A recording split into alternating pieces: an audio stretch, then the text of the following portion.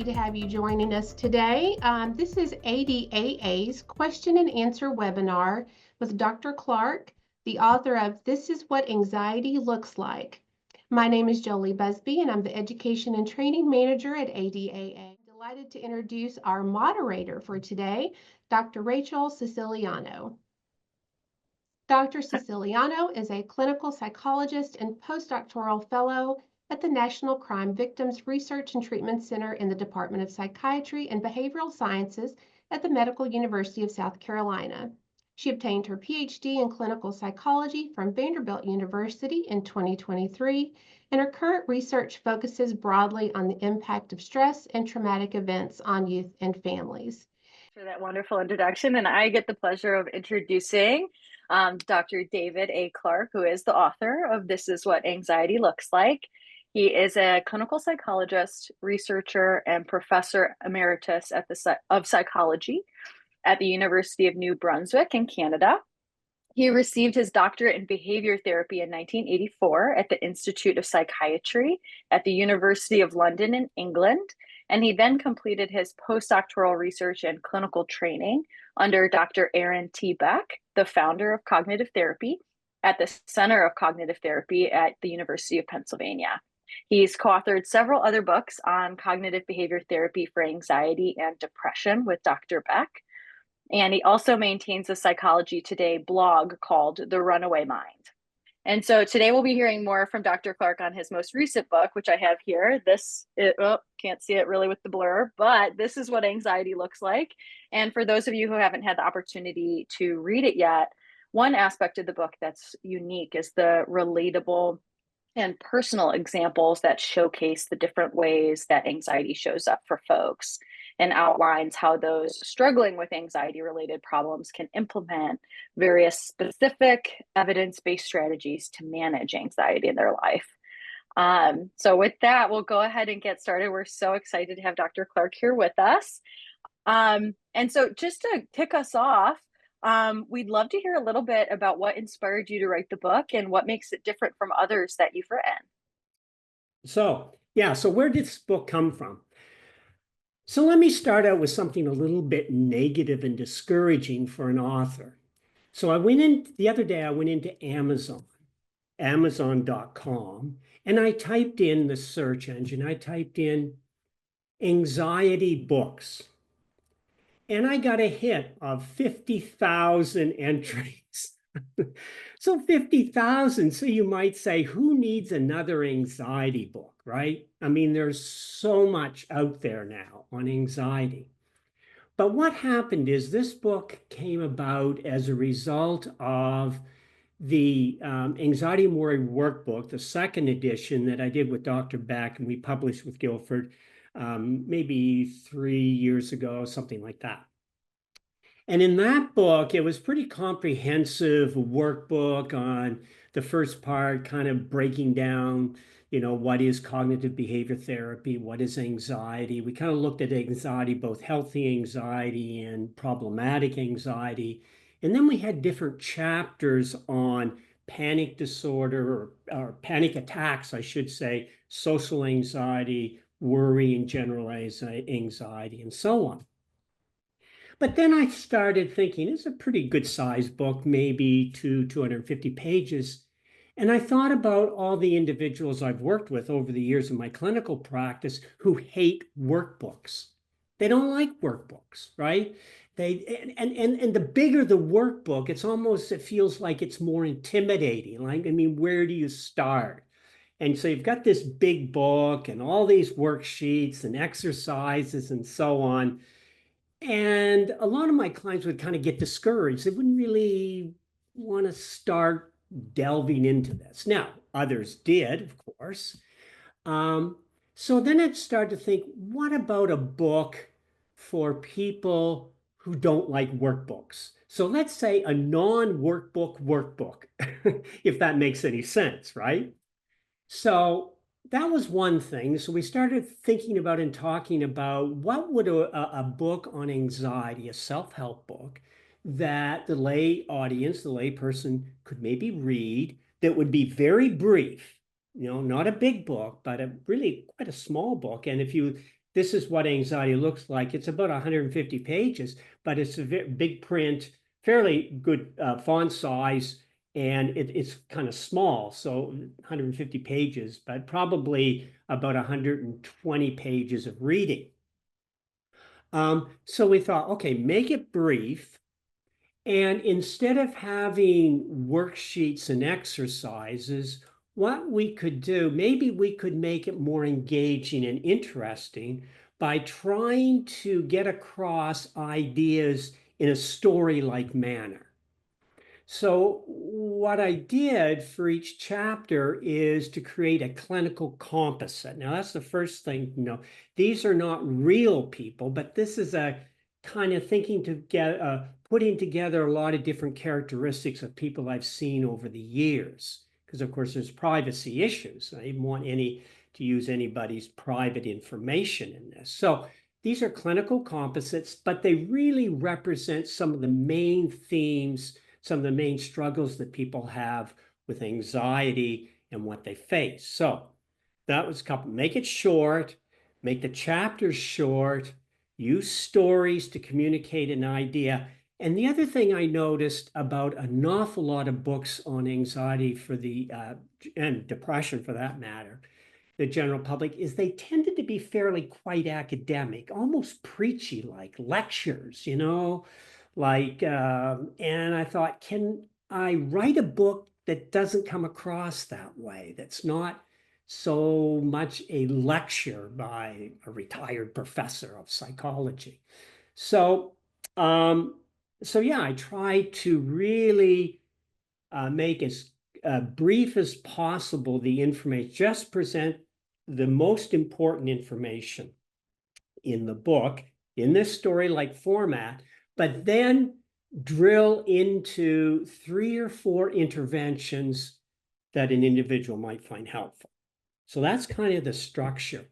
Now, the other thing that I wanted to do is I didn't want to have a book that treated anxiety as a condition, because anxiety is an emotion, right? So in this book, you won't find chapters on panic and social anxiety and generalized things. It's a non-diagnostic book. There's no diagnosis in here as such. What we do is to treat anxiety as an emotion that can be either a helpful emotion, like kind of getting a bit anxious about the Q&A today, but kind of getting revved up for it, let's say. That would be a helpful anxiety. But of course, anxiety can become a problem. It can become excessive. And you don't actually have to have a diagnosis as such to have a problem with anxiety, because it could be you have panic attacks. It could be you have social anxiety, but your main problem could be something else, like it could be obsessive compulsive obsessions and compulsions, and yet anxiety is a big component of it, right? Or it could be post-traumatic stress disorder, but anxiety's there, right? Could be depression, anxiety's there. Could be a problem with an eating disorder, anorexia or bulimia or whatever. Anxiety's there. So anxiety can be in so many different problems, psychological problems. Wanted to treat it that way, which is treat anxiety as emotion. And then the final part that's different in this book is, as we treat anxiety as an emotion, break that emotion down into its core elements. And so I've identified there's about 12, 13 core elements of anxiety that is pretty consistent across the research as being core characteristics of that emotion. Each chapter focuses on a different core process, like anticipatory anxiety, anxiety sensitivity or fear of anxiety, avoidance, and so on. And then the interventions focus on that specific core feature of anxiety. So that's kind of the overall structure of the book, quite different from the usual kind of self-help book, but hopefully, let's say, user-friendly for the person who doesn't like a lot of or big, thick workbook on anxiety. Yes, that's so helpful to hear. And I think you definitely accomplished your goals with it. I have had the chance to read the book, and it has very relatable stories that I think anyone can really pick up and get some great nuggets for what's helpful. I wanted to pick up on some of the things that you just mentioned of, normal anxiety and problematic anxiety. And some of the questions that came in more broadly to kind of orient us to the conversation today is, what is anxiety? What are the purposes of fear and anxiety when it's normal and it's a part of the human experience? And then what are some common ways that it shows up for people when it starts to become more problematic? We'd love to hear your thoughts on that. Sure. So anxiety obviously is an emotion, right?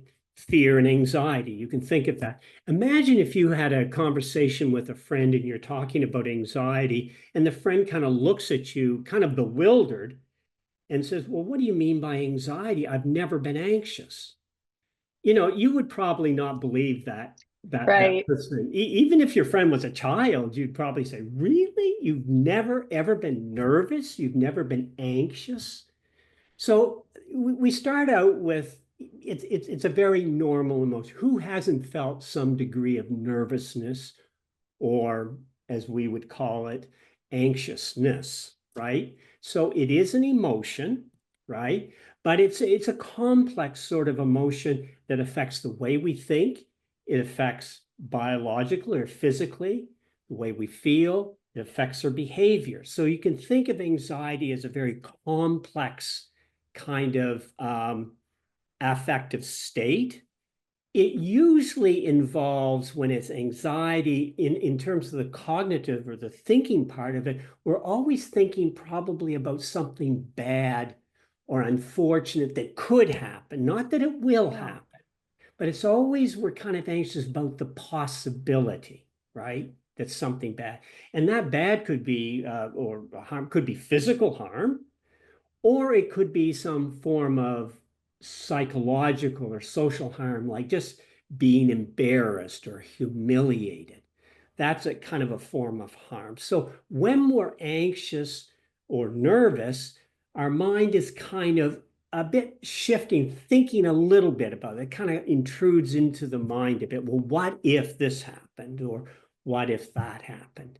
So, for example, if you're a little bit anxious around meeting people for the first time, like social anxiety. So you've got, let's say, a group of friends you're quite familiar with, you feel comfortable with, but then you're kind of required to go to a social event where there are a lot of people you don't know, right? And so what happens beforehand? You feel anxious about going, right? So what's happening there? Well, you feel this kind of dread, this kind of apprehension. You're thinking about, what if I go to this event and I don't know anybody? I'm standing there by myself. Nobody wants to talk to me. I feel so awkward. What if people notice that I'm anxious? They'll wonder what's wrong with me. After all, it's just a social event, let's say some sort of a dinner party or whatever. They'll wonder what's wrong with me. I won't know what to say. What if I say something silly or ridiculous and I embarrass myself? So those thoughts are running through your mind. And then you can even feel it physically, right? Maybe you feel a little bit tense. You feel maybe a bit of an acceleration in your breathing, maybe a tension all over. Your muscles are tense. You can feel kind of hot and sweaty, depending upon the anxiety. And what do you want to do? You want to avoid. You start thinking about, now, how can I get out of this dinner party, right? I really, really don't want to Hmm. go. Well, maybe I could say that I'm sick or I'm not feeling well. So there's the avoidance part. Yes. So you can see that anxiety, it kind of affects all those systems, the way we think, of course, the way we feel. Anxiety is always an unpleasant feeling. It's a feeling of distress and discomfort. Nobody likes to feel anxious. You're feeling agitated. You might actually even feel other emotions when you're anxious. Some people feel angry when they're, when they're anxious as well.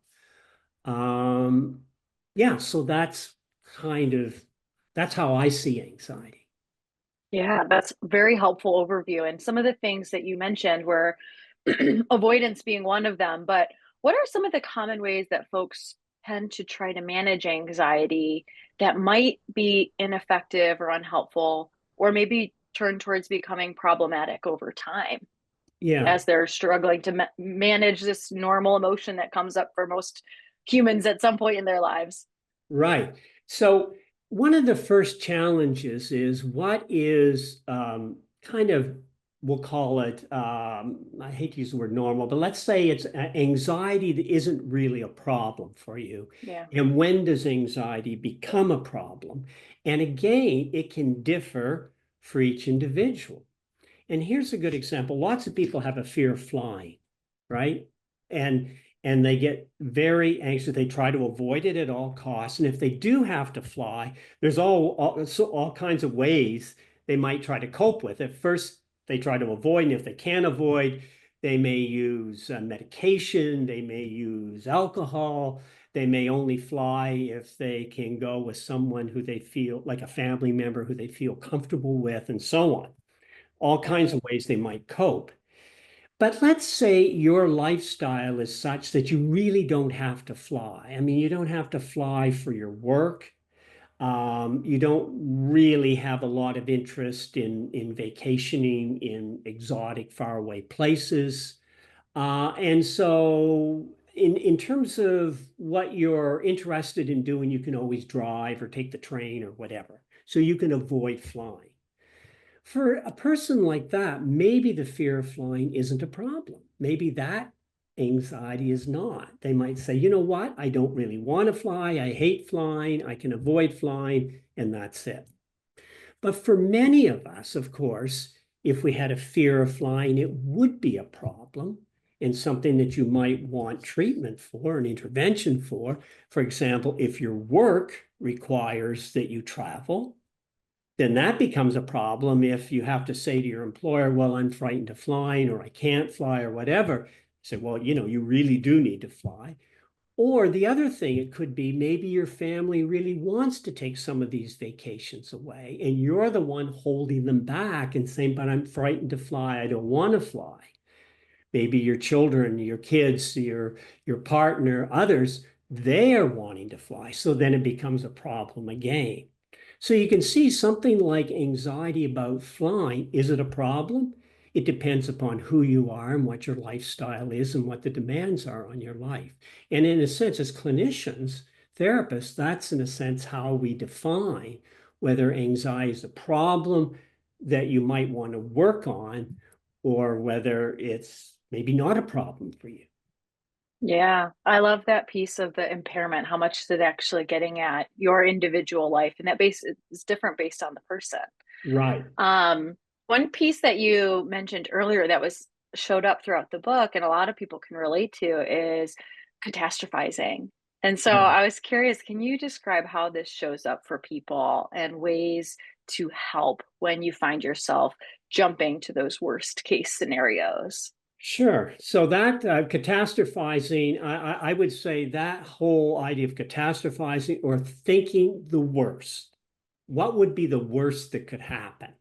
Right? So, yeah, when anxiety becomes a problem, and there's three ways we can look at that. A, are you suffering a lot of distress because of anxiety? Is it, day after day, you're you're feeling a quite a high level of distress. So we call it subjective distress, let's say. Secondly, is it interfering in your ability to function, like you can't fly, let's say? um, those are the two that are most important. And then the third one, I would say that's important in defining anxiety is the frequency and whether you're catastrophizing all the time and kind of getting yourself wound up, worried, agitated, and so on. So catastrophizing is thinking of the worst, right? So it's thinking of the worst. And then what you kind of do is you start, because you're thinking about it, And that's what worries are. Then you start trying to problem solve it. Well, what would I do? And before you know it, you're spending a lot of time trying to deal with a catastrophe that from our research, we know very often doesn't happen.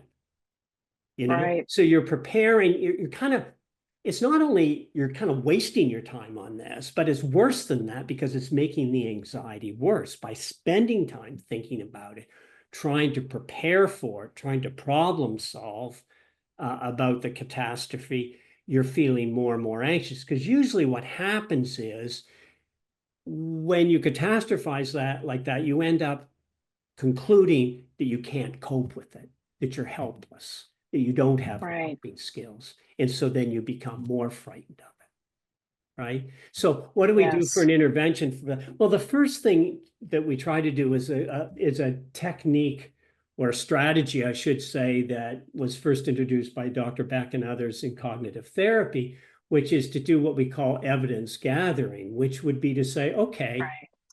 it is possible that this catastrophe could happen. Most catastrophes could happen, right? Right.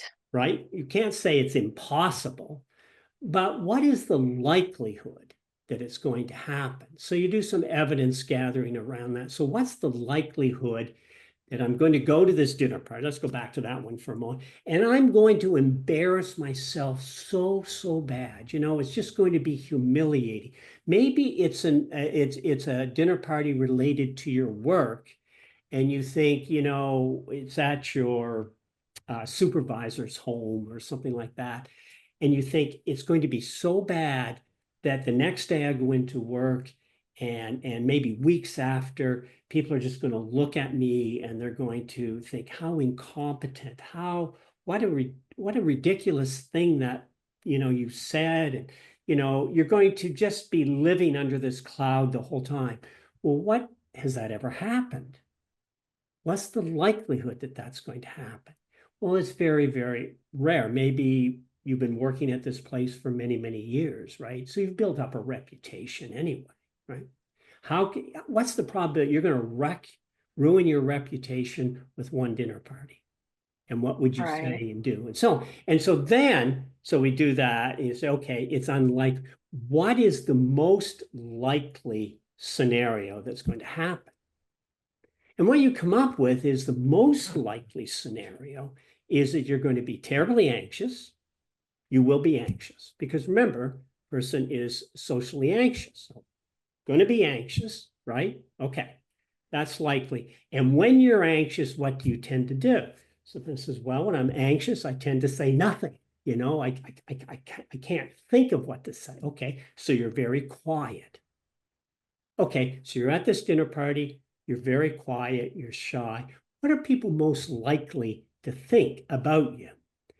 And they're most likely to think, well, I know whoever you are, I know that you don't like these situations and you're kind of uncomfortable in them. And I know you're kind of a shy person. So that's what they end up thinking. So it's a negative. You don't go to the social party and you're not the life of the party or whatever, and you're not entertaining people and everybody thinks you're a wonderful person. But the most likely scenario is you go to the party and you feel anxiety, but it's okay. You get through it. And it's not so bad. People probably don't think you're an entertainer, you're not the life of the party, but it's okay. Life goes on. Yeah. So what you're doing in that scenario, you see, you're decatastrophizing it. And what is different here, and I think it's most important, is you're not telling yourself positive thoughts because positive thoughts are ineffective, right? I never try to, to work with clients on, oh, here's positive thinking to do because you don't believe the positive thinking. Yeah. Just tell yourself something different. And that can be, Yeah. I know some folks perceive that as invalidating or Right. unrealistic.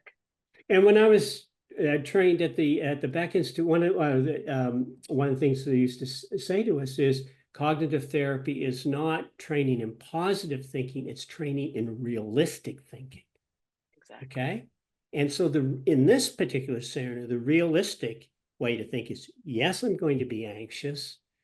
Probably I'm not going to make the greatest impression on people. I may even make a little bit of a negative impression, but it's not going to be that bad. I mean, they'll forget about it, most likely. Yeah, I like that of putting it in perspective. We're not going to dismiss any potential negative consequences, but let's put it in perspective and check how realistic it is and where that percentage actually falls. And you also mentioned, oh, you're going to add Oh, something. I just sorry, Rach, just one more thing, if I could add Yes. to that on the Yes. catastrophizing. So then it's not only restructuring or changing the way you're thinking about it. Okay, it's not going to be maybe the catastrophe, and it's not going to be the fairy tale, wonderful event that I would love it to be, but it's going to Right. be something in the middle there, something more realistic. But then you have to put that perspective into practice. And what that means is maybe working on some coping skills. I know I'm going to be anxious. What can I do to help manage my anxiety as I go into this dinner party or whatever it is? Yeah. Yeah, I love that. And one nice segue to another question that I'd had was some tips or strategies to help on and focus on calming the body physically to help manage anxiety and getting, and one of the questions in the chat too is like, does Toastmasters or practicing some of these interactions, how does that come into play? And maybe practicing and using some of these coping strategies to help you manage in the moment as well. Right. And I like that suggestion, the Toastmasters one, because it's kind of skills based, isn't it? Okay. So Right. I know I have trouble talking to people I don't know, these kinds of situations. Maybe there's a way that I can build my skills up. So it could be Toastmasters, or it could be, if you're seeing a therapist or something, it might be doing role plays. Or if you're in a group of some kind, you might be able to start to practice initiating a conversation. Maybe you have a friend who's really good at socializing and carrying on conversations. So you maybe, you observe how your friend is doing that, and maybe talk to them. Your friend could be a coach to you and say, well, this is how I always start out. Maybe you need to work on your body language, right? So maybe when you're talking to people, you kind of look down, you don't look at them in the eye, you kind of give that kind of timid kind of body language. So are there ways that you can, change that and work on having maybe a more confident, assertive body language, even though you feel like you're melting inside, right? And yeah, so you're working on a variety of skills like that. Um, as opposed to what we used to do in the old days. And when I say the old days, several decades ago, I don't want to go tell you how many decades I go back, but there are a few under my belt. We used to teach things like progressive muscle relaxation, and how to try kind of relax your body and feel more comfortable. The difficulty with that, and it can be helpful. There's no question it can be helpful. Some of the research shows that an intense, systematic form of muscle relaxation can be helpful in managing anxiety. No question. But the other thing we found is that for lots and lots of people, and particularly if the anxiety is intense, like in panic, like you're having a panic attack, that is very difficult to start telling your body to relax. So Yeah. now the thinking is you kind of try to go with the anxiety instead of trying to fight the anxiety. You kind of flow with it as an emotion. You Yeah. kind of let that emotion go. Try to keep some control over. Use maybe a little bit of distraction, but mindfulness has often been a way for people to, okay, what am I thinking?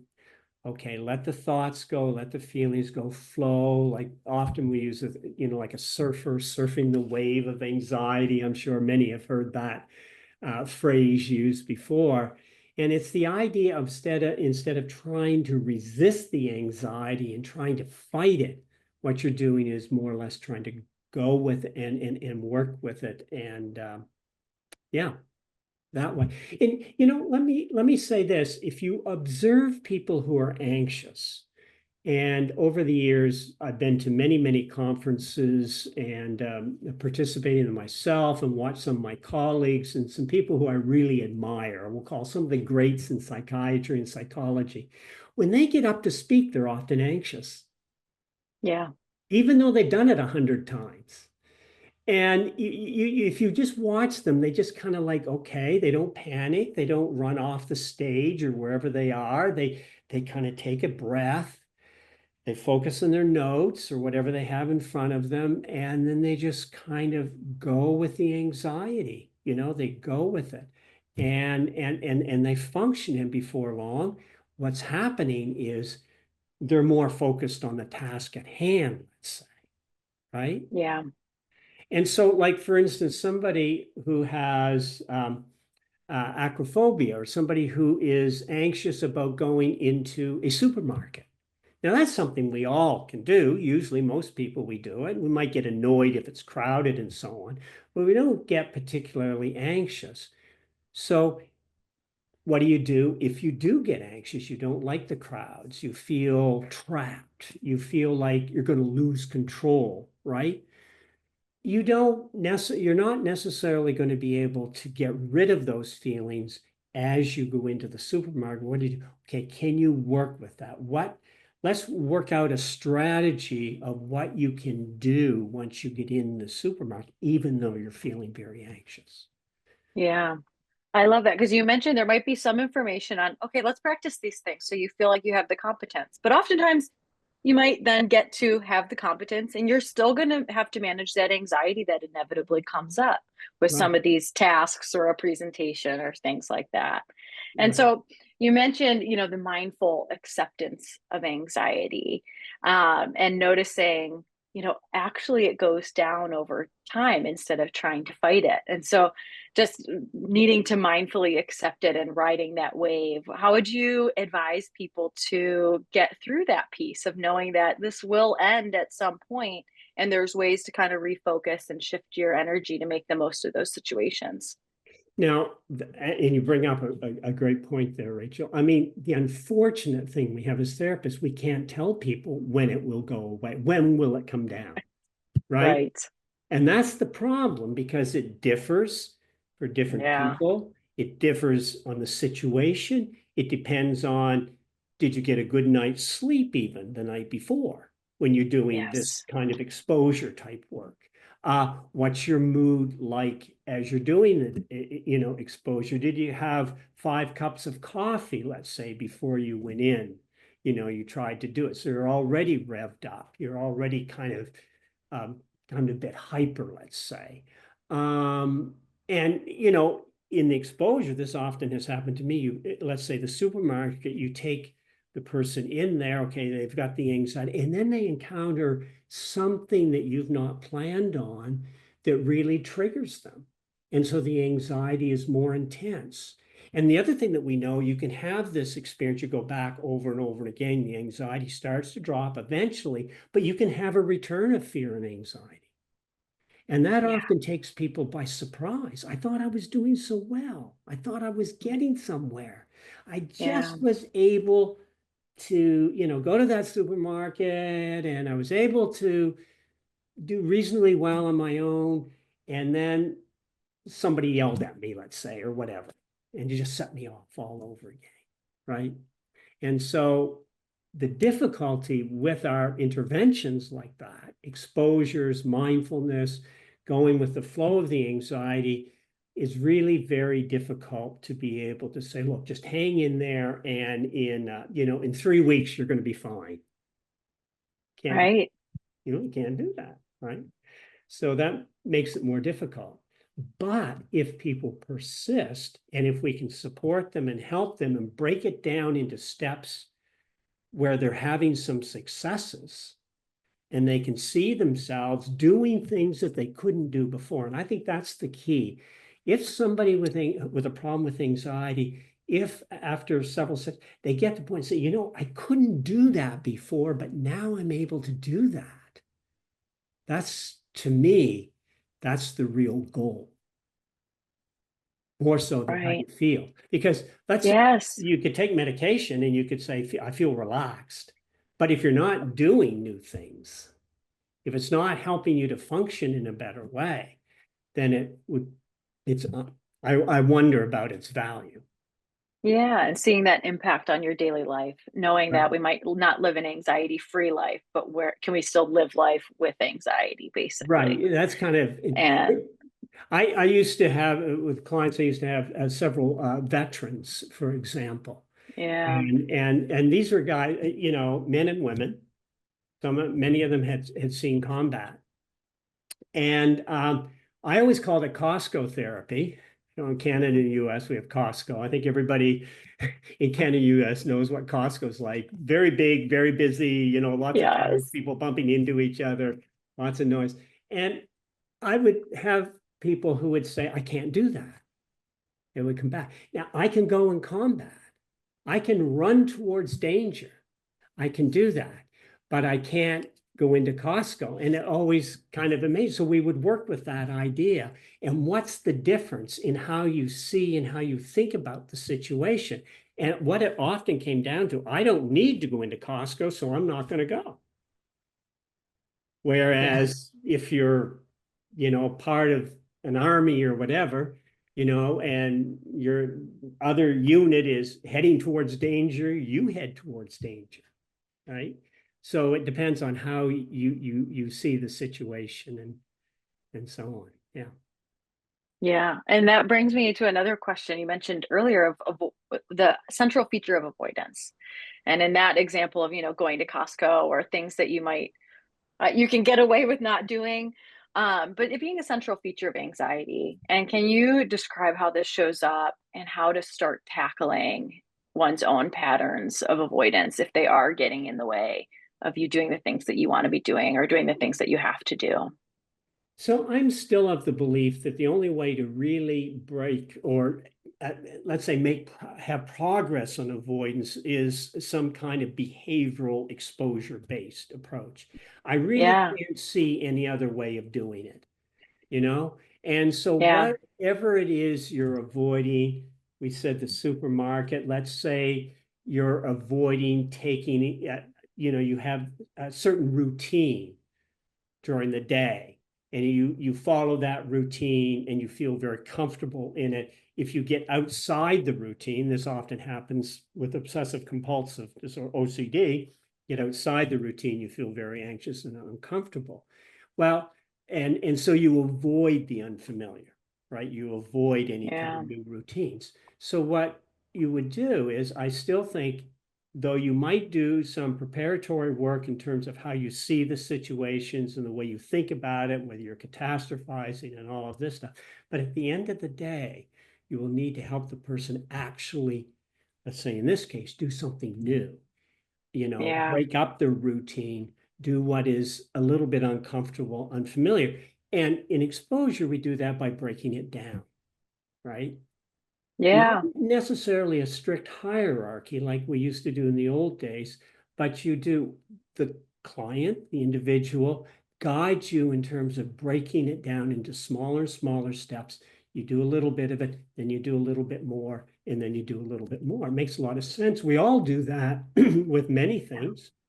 If you think about, if you're trying to learn a new skill, learn to play the guitar or piano or whatever, you always break it down, right? You start with the basics yeah. and you practice on those, and then you gradually build up. Yeah. Can you give an example, maybe with the Costco, for example, going out and attending a certain location or doing an activity to kind of break down how you've seen folks get those smaller snippets to start to build that ability to tolerate and then take it up a notch and then take it up a notch and celebrating those wins I heard you saying too as you go and Yeah. experiencing that reflection of I actually was able to do this one piece and Yeah. experience some of that success with trying those little bits. Okay. And that's a good example. If we go back to the Costco things for a moment, I mean, the first step in my mind is to make sure that, let's say, going to Costco is something that the individual really wants to do. It's their goal. They Yeah. go, you know what? I know that I need to take more responsibility with my family. I need to do more of the shopping. My partner, I'm relying on my partner too much. I know this is too much stress and burden on him or her or whoever. And I just need to do more of this. And it's really, really important that I become more engaged in the daily activity. The individual first has to be motivated in that direction. I think often our exposures fail Yeah. because we choose things that the person really doesn't care about so much. Yeah. Right? It's an important point. So it really has to be their goal. You're going to work with them to help them achieve what they want to achieve in life. Now, as a therapist, it might not be what you want or you see as most useful, but really, they have to have buy-in. So that's where you start. And let's say, so the person, you're convinced that this is their goal. They really want to be able to do this. And so then it might start with, I don't know, going and parking in the Costco parking lot, which for me is the most stressful part of the whole thing. Maybe parking is not the place to start now. Parking is often the worst, actually, more I think about it. But it might be something like that. And they wait in the car and their partner goes in and does a show. And then the next part, maybe they go in, walk into the store and spend 10 minutes at the front and then they leave. And then, and so you gradually build up more and more until let's say they're going into the store with their partner, they're doing the shopping, and then you start to fade, what we call fade out the partner, because the partner has become what we call a safety signal, a dependency. And so you start to fade that out until eventually they're able to go into Costco by themselves. So you do it gradually at their pace, and you work on something that's really, really important for them. They want, the person says, this is important for me, whether it's being more sociable, whether it's being able to make a speech, whether it's being able to fly, whether it's being able to scuba dive. That's where I had my panic attack, scuba diving. And, so it could be a whole host of things, quite unique, really.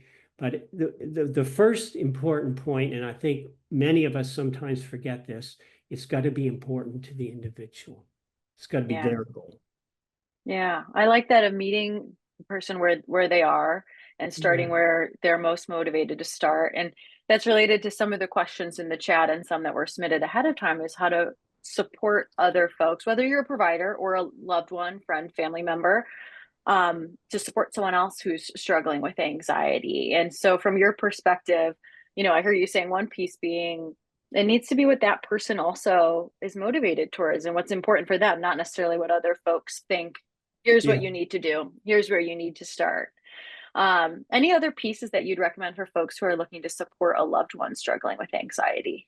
So there are a couple of issues, I think, when you have a loved one who is anxious. So let's say the anxiety is not just about one or two specific things, but let's say it's a generalized anxiety. So your loved one's not sleeping, anxiety is interfering in their ability to sleep. Let's say they're worried more days than not. Most of the day they're anxious or worried. There are so many things they can't do. It seems like their mind is filled with all apprehension. All this could go wrong, that could be about their health anxiety, for example, which is, I wonder if I have some life-threatening disease. I wonder what this spot is on my skin. I wonder what this pain is. And, so they're constantly thinking the worst, let's say. So for family members, what's difficult is this. It's very hard to sympathize, empathize that your loved one is anxious to do something that you find so easy to do. It's really hard to empathize with them. So you have no trouble going into a store, shopping, whatever it is, being around people. And yet you have a loved one who gets terribly anxious about that. And it's, you're in there, you look at, let's say you're in a supermarket, you think, why is he so anxious about? I don't get it. What is it? Because you don't feel any, right? One way to help with that empathy is for a family to think about what is it that you fear most in your life. We all have a fear, you know, we all have a fear. And, for me, I'll tell you one of my fears. If, let's say you're on a high rise, on a balcony in a high rise, it's 20 stories up, and there's a nice steel rail all around you, 4 feet high, right up almost to your chest, very safe. Can you look over the railing? Well, for many people, they don't want to go near that railing, right? It's a bit of a fear, Yeah. right? Think about your fear as a family member, and let's say you're trying to make yourself overcome that fear. Well, the fear that you feel about that railing and falling over is the same fear that your loved one has, anxiety they have about a supermarket or social event or whatever it is, right? Yeah. Think of your fear and, Yeah. the physical, the heart palpitations, the sweating, the tense muscles, the imagining you're falling over, whatever it is, right? That's what your family member's going through with the thing that you can do so easily. Yeah. So that's one thing.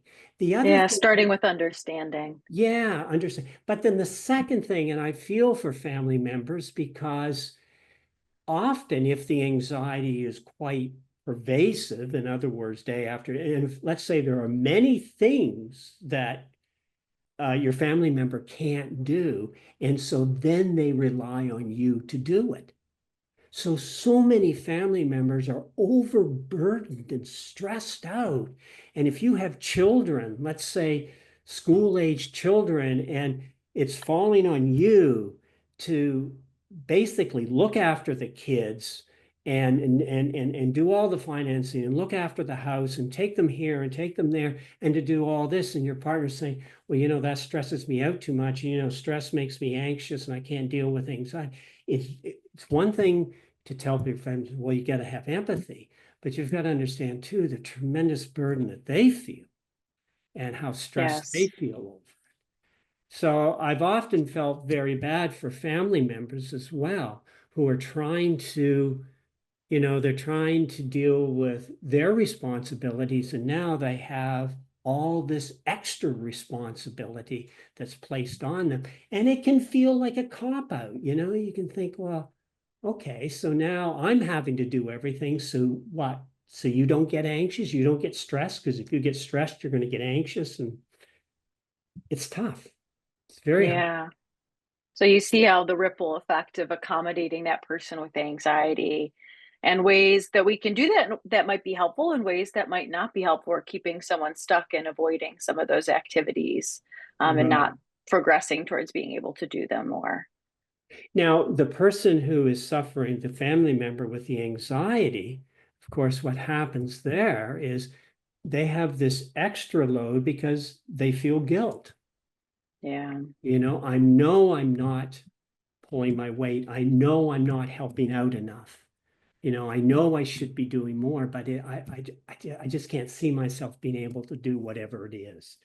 Uh, Yeah. and so, yeah, so the problem becomes much bigger. Yeah. So one Which of the brings things, to an oh, oh, go ahead. sorry, go ahead. No, I was going to pivot off of that. You finish that thought.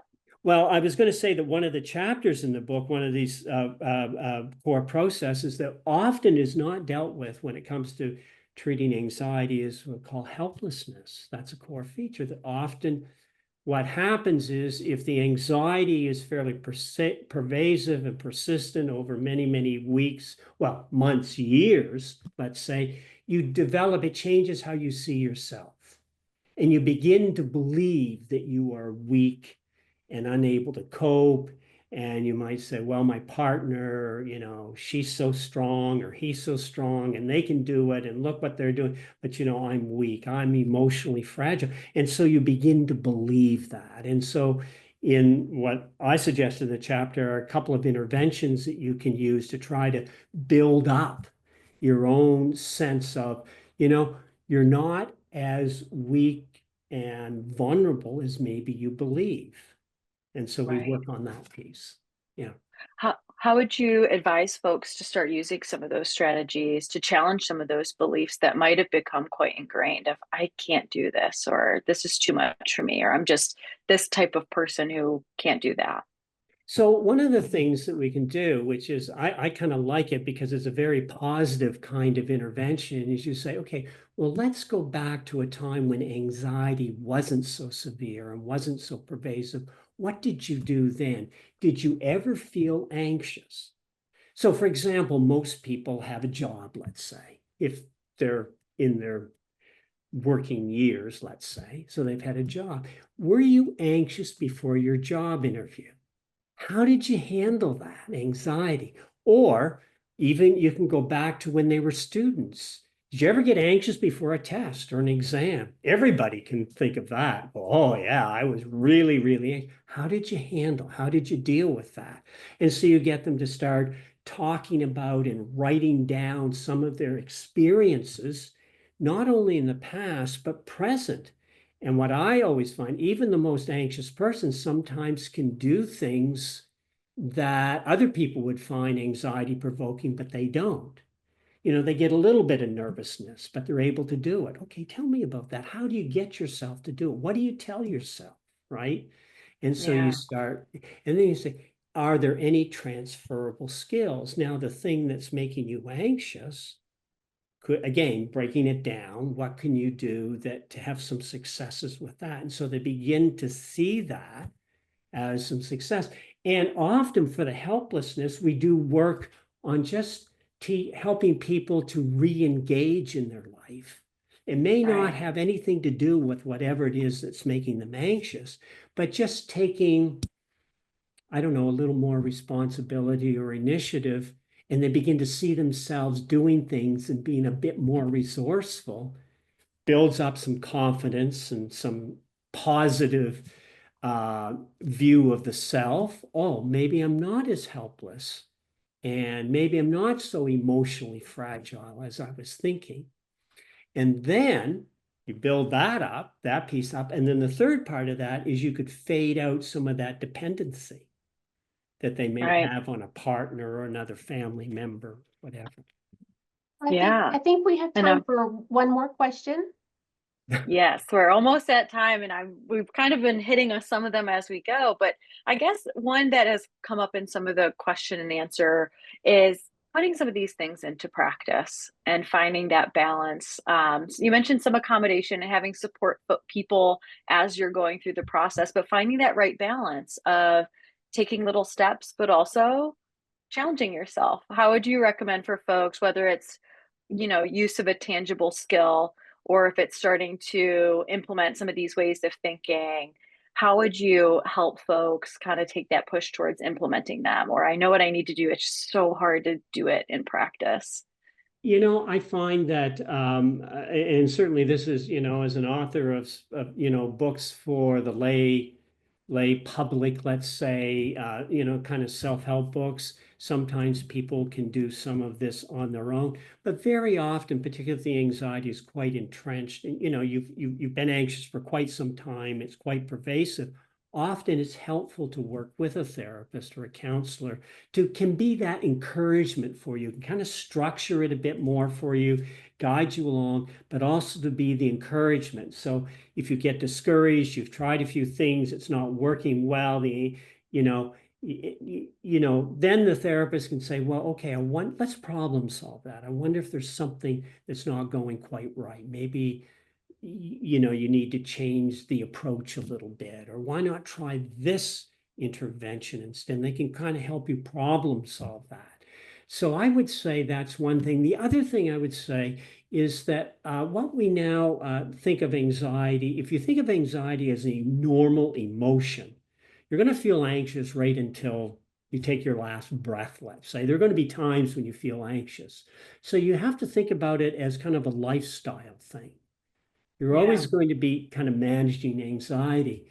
And I guess it's like saying, okay, challenging yourself, getting outside your comfort zone. Maybe we could sum it up that way and say, Yeah. that lifetime is, am I challenging myself a bit, doing some things that are not really in my comfort zone, that are a little bit new, and that help me to grow, basically. I Yeah. love that. Wonderful. Well, Jolie, I know we're approaching the top of the hour. We are.